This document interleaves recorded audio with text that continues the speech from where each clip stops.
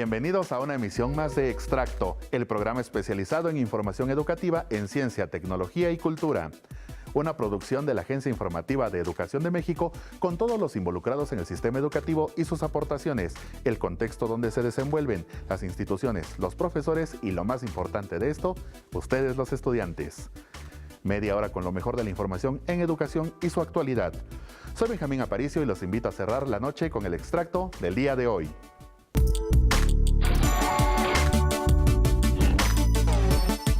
Nuestro primer reportaje habla sobre la educación, considerada un derecho básico para los seres humanos. Vamos a ver cuál es el panorama para los niños migrantes sobre este derecho a continuación. La educación es un derecho consagrado en la Declaración Universal de los Derechos Humanos. Los estados deben garantizar educación básica, gratuita y obligatoria a las niñas, niños y adolescentes. La niñez migrante no debe ser excluida de este derecho universal, que se conmemora anualmente el 24 de enero para hacer conciencia del valor de la educación en la conformación de sociedades sostenibles y autosuficientes. México es un país de tránsito e incluso destino de miles de niños centroamericanos. Promover que en nuestro territorio tengan acceso a la educación es un tema prioritario. Agencias internacionales como UNICEF buscan garantizar este derecho, explica Christian Skug. Hemos estado empujando, abogando para que los niños migrantes tengan acceso a la escuela a diferentes niveles, sin todos los papeles. Si se mueve muy rápido es difícil, como si pasa un día en un lugar o menos que un día no tiene mucho sentido, pero sobre todo los niños, niñas y adolescentes que están esperando la respuesta de su solicitud de pedir asilo, que van a quedarse en México. Esto puede ser sobre todo en el sur, cerca de Tapachula y en Tijuana, porque se queda más tiempo y esto tiene más sentido, entonces deben tener acceso a la educación. Provenientes de Honduras, Guatemala y El Salvador, los menores migrantes que viajan solos o acompañados para llegar a Estados Unidos tienen sueños y aspiran a tener una vida plena. La mayoría de ellos quiere estudiar.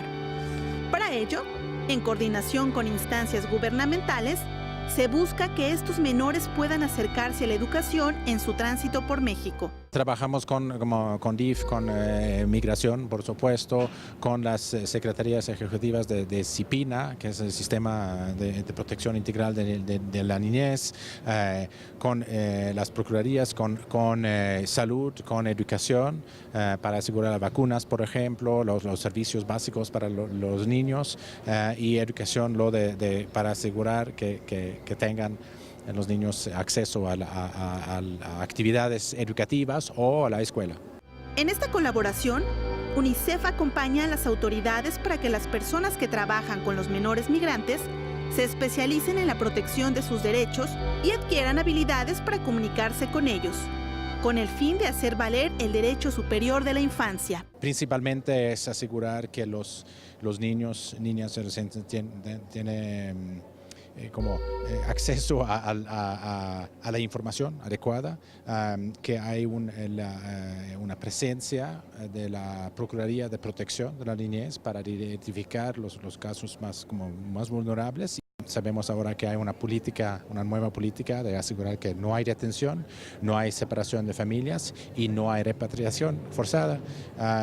Y estamos acompañando a las autoridades para asegurar esta política. El trabajo que realiza la UNICEF se da principalmente en las ciudades donde la presencia de migrantes es mayor, entre ellas Tapachula en Chiapas y Tijuana en Baja California, en las cuales implementan una serie de medidas lúdicas y de apoyo psicoemocional que contribuyan a disminuir el nivel de estrés y angustia que presentan los niños y las niñas. Apoyo psicosocial, como actividades lúdicas para los niños de diferentes edades. Hay kits de la primera infancia, juguetes, etc. Y después otros ejercicios y actividades para superar la angustia, el trauma, porque muchas veces en el camino hay muchos peligros, pero también, y casi más importante, si hablamos de esas caravanas, es que han salido muy rápido y dejado detrás cosas como personales, positivas y negativas. Muchos de los menores que viajan en las caravanas migrantes vienen huyendo de la violencia y la pobreza en sus países de origen. La educación, sobre todo una de calidad, será el camino que les permita superar las condiciones que les provea de un mejor futuro. Y precisamente hoy, 24 de enero, se celebra el Día Internacional de la Educación, declarado por el Consejo de las Naciones Unidas. En la siguiente nota, escucharemos a Hugo Casanova Cardiel, director del Instituto de Investigaciones sobre la Universidad y la Educación, el IISUE de la UNAM, quien nos dice que la fuerza más poderosa para salir adelante como sociedad es justamente la educación. La educación transforma vidas, transforma comunidades, transforma naciones y puede transformar el mundo. Cuando un niño o un joven tiene acceso a la educación, tiene mayores posibilidades para alcanzar un futuro prometedor. Destaca el director del Instituto de Investigaciones sobre la Universidad y la Educación de la UNAM, Hugo Casanova. Es de los derechos humanos que permiten el desarrollo de otros derechos humanos, ¿no? El tema educativo es el que garantiza que las personas puedan tener acceso a las letras, puedan tener acceso al conocimiento y por tanto puedan tener acceso al mundo de las leyes, al mundo de la emancipación individual y de la emancipación social. La educación, digamos, concede esa posibilidad a las personas de poder acceder a otros derechos fundamentales, a mejores condiciones de vida. La educación es un factor indispensable para que las personas salgan de la pobreza, mejoren su productividad y es un pilar para que las naciones cuenten con sociedades sostenibles y resilientes. Hoy se celebra el primer Día Internacional de la Educación, proclamado por la Asamblea General de la Organización de las Naciones Unidas para hacer énfasis en que contribuye a transformar el mundo, con base en la Agenda 2030 para el Desarrollo Sostenible. México tiene aún alrededor de 5 millones de personas en condiciones de analfabetismo. Y no hay que olvidar que México tiene hoy alrededor de 32 millones de personas en condiciones de rezago educativo.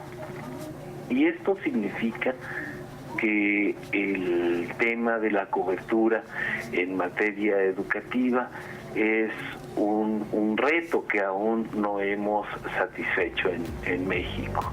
En el mundo, 262 millones de niños y jóvenes no asisten a la escuela. Y es alarmante que 617 millones no sepan leer y carezcan de los conocimientos básicos en matemáticas. La educación ofrece grandes oportunidades para salir de la pobreza, pero sin educación inclusiva y equitativa, las naciones no logran romper con los ciclos de marginación.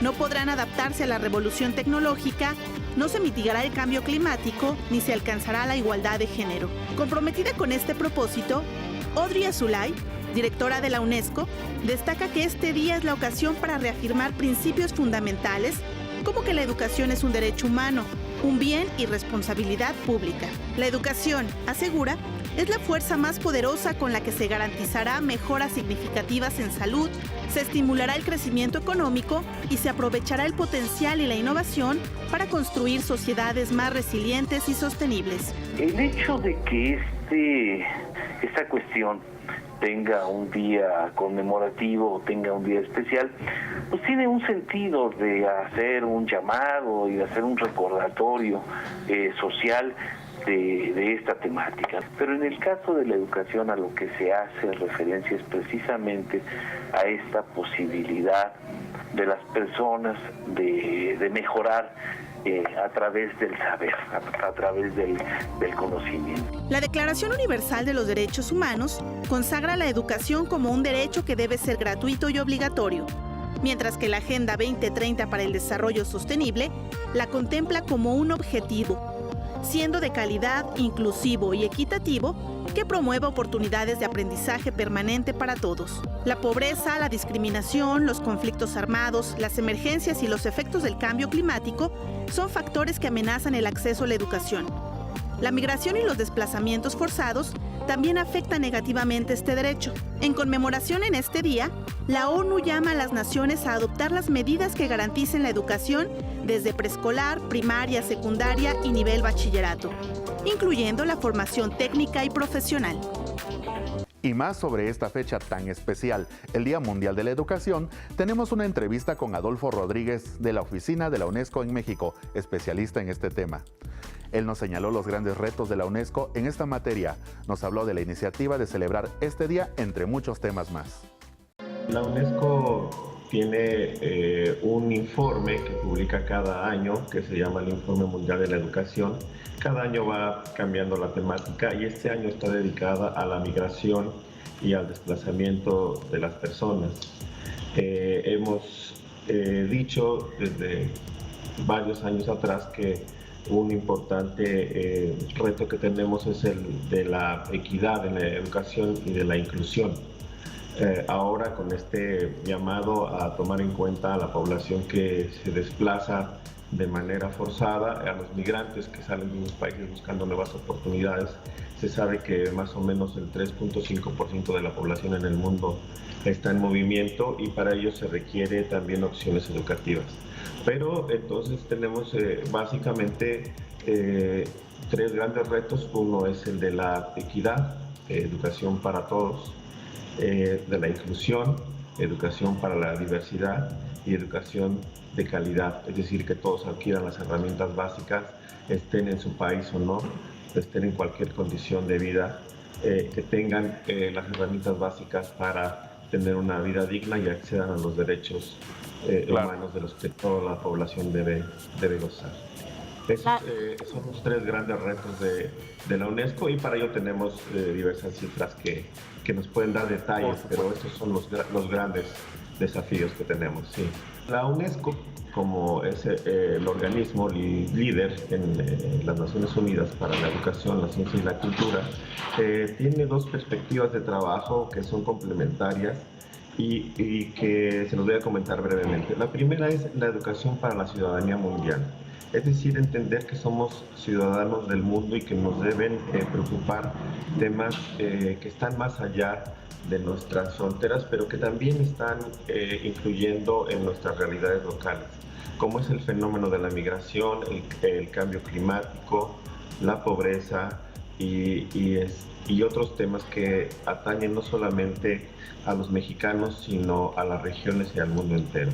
Y el otro enfoque es el de la educación para el desarrollo sostenible, que basa su idea en un equilibrio entre las cuestiones sociales, económicas y ambientales. Es decir, que cualquier decisión que se tome deben considerar que los seres humanos tenemos estas diversas dimensiones en nuestra vida y que algo que puede afectar desde el punto de vista económico y que, por ejemplo, puede ser factor de progreso, también en ese mismo sentido puede afectar al medio ambiente.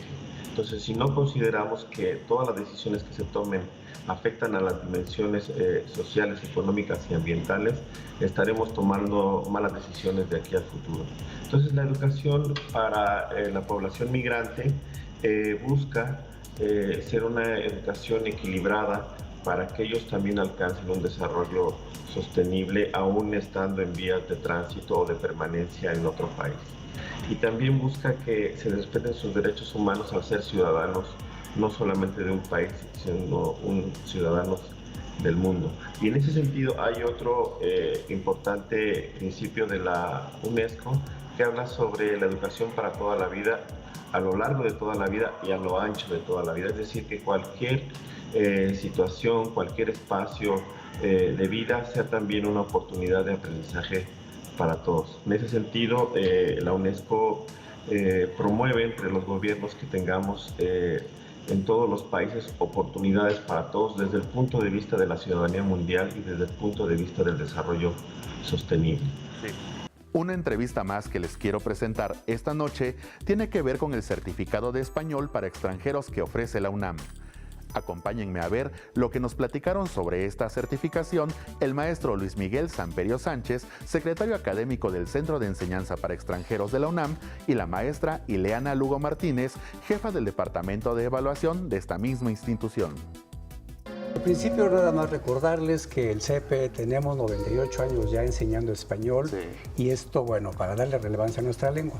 Ahora, en cuanto a la certificación del dominio del español, lo venimos haciendo desde el siglo pasado, empezamos en los 50, sin embargo empezamos a formalizar nuestro trabajo a finales del siglo. No obstante, la forma en la cual estábamos haciendo la certificación era una certificación pues, muy institucional que no tenía un reconocimiento internacional. Ante la relevancia del español que ha cobrado en este siglo y finales del anterior en cuanto a número de hablantes, en cuanto a su presencia en Internet, bueno, y 23 países que lo hablamos, en ese sentido nos dimos cuenta de que era necesario contar con un instrumento de carácter internacional o con reconocimiento y validez internacional. De ahí que nos reunimos entre la UNAM, el Instituto Cervantes, la Universidad de Salamanca y la Universidad de Buenos Aires para desarrollar un examen internacional y que se generó a partir de este Servicio Internacional de Evaluación de la Lengua Española. Su característica fundamental es que permite evaluar el español en sus 4 habilidades con 2 características. La primera es que es un instrumento a través del cual se puede identificar el dominio de una persona, qué tanto sabe hablar español, qué tanto lo domina en las 4 habilidades. Y la segunda característica fundamental, a diferencia de muchos otros exámenes que también lo hacen y que están en el mercado, es que evalúa a través de un examen en línea. Esto es, un candidato lo puede presentar en cualquier país del mundo. Actualmente, hay que decirlo, existen más de 800 centros en donde se puede hacer la certificación del dominio. En el caso del CIELE, de hecho, se respetan las diferentes variedades del español. Esa es una gran riqueza de este examen, en donde quien presenta no es la variante peninsular, donde únicamente se evalúa el español de España, sino que se van a encontrar con materiales de la variedad mexicana, de la rioplatense y de las diferentes. Sí ha sido todo un reto porque el lenguaje, hablamos español, decimos, pero no hablamos el mismo español, lo que para nosotros significa algo importante, para otras variedades significa otra cosa completamente distinta, pero hemos llegado a los acuerdos necesarios, las instituciones hemos cedido terreno o hemos negociado y hemos establecido acuerdos, sobre todo en las cuestiones conceptuales, para poder construir un instrumento que sea universal, panhispánico, que esa sería su principal característica, y que evalúe y considere a todas las academias que ya están reconocidas. Ya no es el español peninsular, insisto, en esta cuestión rectora, sino que se reconocen las diferentes variedades y están representadas en el examen. Y esta mañana, Mauricio Huesca, en su sección Rebotando Ideas, nos vino a platicar sobre el libro Mujeres en la Política, quien además respondió preguntas de jóvenes estudiantes sobre el contenido de este. Muy bien, ha sido un recibimiento espectacular en varios estados de la República, porque pues, nos da un reflejo subnacional y a nivel de la región. No solamente es un libro mexicano, sino a nivel de la región, de cómo está el pulso político de la violencia en contra de las mujeres, la discriminación en contra de las mujeres y este cuello de cristal que le llaman, o cuello de botella, para obstaculizar o minar el acceso de las mujeres en los cargos públicos o de representación popular. Hola, buenos días, consejero. A pesar de que en México tienen los instrumentos más robustos para prevenir y sancionar la violencia política de género, ¿qué retos sigue enfrentando el sistema electoral mexicano en materia de género? Bueno, pues es importante la pregunta de Daniel. La verdad es que sí sigue sintiéndose muchísima afectación en temas, pues, no solamente de violencia, sino de discriminación, incluso en la ocupación de cargos públicos. Hemos detectado que el sistema electoral como tal necesita tener una reingeniería total para poder ir compensando las cuotas paritarias, ir compensando también los esquemas de paridad de la inclusión de las mujeres, porque se han hecho algunos logros, es decir, en las listas cerradas en un sistema electoral, que encabecen mujeres, que sean alternadas, que su propietario y suplente sean de mujeres, que por cada bloque de 5 haya mujeres, bloques de competitividad para que no manden a mujeres a distritos o a entidades perdedoras, pero sin duda alguna todavía hay un gran reto porque finalmente el tema es el uso del poder y pues cuando se enfrenta pues ante un recurso escaso como es el poder, pues la lucha pues es muy fuerte y sin duda alguna las mujeres pues están muy por debajo de todas estas cifras de representación. ¿Basta con reivindicar a las mujeres en general o hace falta puntualizar en los sectores que hay de las mujeres, como indígenas, lesbianas, negras, trans, para poder abarcar bien la problemática? Bueno, pues el tema de democracia, como bien lo dice Sofía, pues no es un tema solamente de mujeres y hombres, sino también de personas no binarias incluso, e incluso personas que no necesariamente no tenemos que circunscribir una situación de preferencia sexual o binarias o no binarias, sino también pues otros núcleos también como personas afrodescendientes, personas migrantes, personas jóvenes, adultas mayores, personas migrantes, pues finalmente todas y todos nosotros conformamos la democracia y queremos que la inclusión llegue a esos ámbitos. Entonces, pues hay una gran deuda del sistema electoral, debemos decir, a nivel nacional, no solamente en la Ciudad de México, a nivel nacional, y tenemos que poco a poco, a partir de vida interna de partidos políticos y posteriormente en cargos de representación popular y en cargos de gobierno también, ir generando condiciones en el cual la base de representatividad sea mucho más inclusiva para que todas y todos podamos participar en la construcción de políticas, diseños institucionales, diseños constitucionales. En temas relacionados sobre ciencia y tecnología, les presento una entrevista con Alejandro Alemón Pérez y Ángel Leonardo Montiel Cruz, dos jóvenes talentosos alumnos del Centro de Estudios Científicos y Tecnológicos número 1 Gonzalo Vázquez Vela, del Instituto Politécnico Nacional, que nos presentaron un dron que ellos mismos desarrollaron para apoyo en el rescate por desastres naturales. Bueno, primero que nada, la idea de crear el dron surge de que nosotros teníamos mucha inquietud en todo esto de las nuevas tecnologías, porque hace tiempo los drones estaban muy de moda y nosotros teníamos mucha inquietud en saber cómo... Ya no están de moda, ya pasaron porque... Bueno, pues, siguen de moda, ¿no? Más bien. De hecho, nosotros teníamos mucha inquietud en querer hacer uno, pero después sucedió lo del sismo del 19, entonces nunca habíamos sentido un sismo de tal magnitud. Entonces, como al nosotros tener la idea de hacer el dron, quisimos llevar esa idea y implementarla a lo que es los desastres naturales y en específico los sismos, sobre todo para la ayuda y el rescate de las personas, porque vimos que sí tuvo bastantes afectaciones en el país. Más que nada, muchas cosas de las que nosotros utilizamos al armar el dron no eran cosas que nos enseñaron tanto en la escuela, sino muchas veces tiene que ser mucho la curiosidad de cada quien, de querer investigar todo lo que conlleva hacerlo, como los materiales que nosotros requerimos y además de apoyarnos también de la escuela. Entonces era mucho de investigar, a veces hasta en inglés, hasta en otros idiomas, sobre todo porque normalmente hay que tener más información de todo esto. Y actualmente pues, lo tenemos todavía en fase de prototipo, hay que hacerle pues, algunas mejoras para que sea lo mayor funcional posible. Y pues, por ejemplo, hace poco recibimos una invitación del Senapred, en los cuales pues, nos informaron que estaban orgullosos del trabajo que habíamos realizado. Y pues nos comentaron de que podríamos colaborar con ellos a lo mejor para desarrollar, por ejemplo, nuestro dron pues resiste para ciertos tipos de desastres naturales. Claro. No soporta tanto la temperatura por los componentes. En ese caso, pues queremos tener bien este dron para que quede funcional y a lo mejor realizar como mejoras o adaptaciones para que se pueda ocupar en la mayor cantidad de desastres. Se llevará a cabo el Festival de Letras de Tepic y una de sus actividades más interesantes es la visita de algunos escritores a escuelas de esa ciudad, para que los niños se empapen del mundo de las letras. Vamos a conocer los detalles en el siguiente reportaje. ¿Alguna vez te has imaginado que tu escritor favorito visita tu escuela para platicarte sobre su proceso creativo y sus obras? El Festival Letras en Tepic vuelve el sueño de muchos pequeños realidad, llevando a diversos autores nacionales e internacionales a diferentes escuelas primarias y secundarias de diversas comunidades nayaritas. El objetivo principal es reunir a los pequeños estudiantes y a los especialistas en letras para compartir experiencias y lecturas. Se incrementó un día más el evento y con ello también se aumenta el número de actividades en estos días de fiesta literaria, que tendrá con la niñez 2 días completos en este ejercicio denominado El Festival Va a tu Escuela. Es un proyecto realizado en coordinación con las autoridades educativas y con los maestros de la sección 20 del CENTE. En esta ocasión también vamos a duplicar el número de escuelas que se van a visitar. El año pasado, pues todos los autores nos acompañaron. Juan Villoro nos acompañó a una telesecundaria en Rosa Morada. El programa tiene como propósito visitar 32 planteles académicos ubicados en los alrededores de Tepic y se suma a las más de 100 actividades culturales y formativas del festival. Busca fomentar la lectura en los niños de educación básica a través de un proyecto de preparación y de investigación sobre los escritores. Todos estos niños, tanto de primaria como de secundaria, tienen primero los libros que se les donan.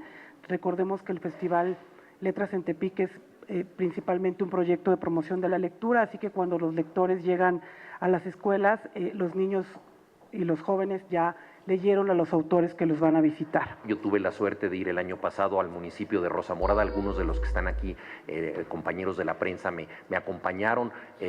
Atravesamos un río sin puente sobre unas piedras para llegar a un sitio pues realmente remoto, pero donde había ya una preparación. La gente había leído textos y estaban muy dispuestos a discutir, a hablar de libros. Entonces fue una experiencia muy gratificante y fue un aprendizaje para mí muy notable, y este año vamos a hacer lo mismo, a tratar de que el festival se desprenda hacia lugares en donde pues no han llegado los escritores a dialogar con los niños, y en muchas ocasiones ni siquiera les han llegado los libros. También contará con un programa especial los próximos 3 y 4 de febrero, donde participarán niños y niñas y podrán conocer la historia de la Sierra del Nayar, ser testigos de diferentes obras de teatro y asistir a una serie de presentaciones de libros de literatura infantil.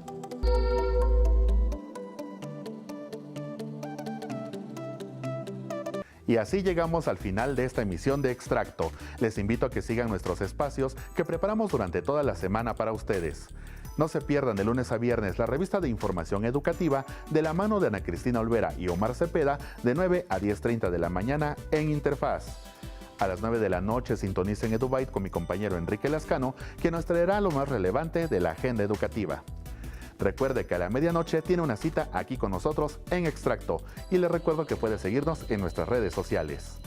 Soy Benjamín Aparicio y en nombre de todos los que hacemos posible este esfuerzo informativo, muchas gracias por su atención, que tengan una excelente noche de jueves. Hasta pronto.